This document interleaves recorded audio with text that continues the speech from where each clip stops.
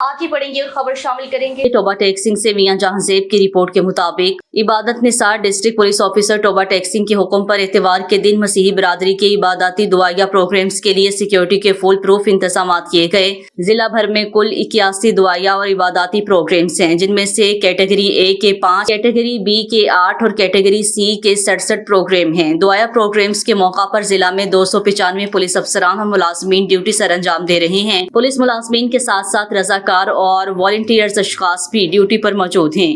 इबादती मुकाम church high की तरफ आने वाले तमाम रास्तों और गलियों पर नाकाबंदी पॉइंट्स मुकर्रर करके ड्यूटी लगाई गई है।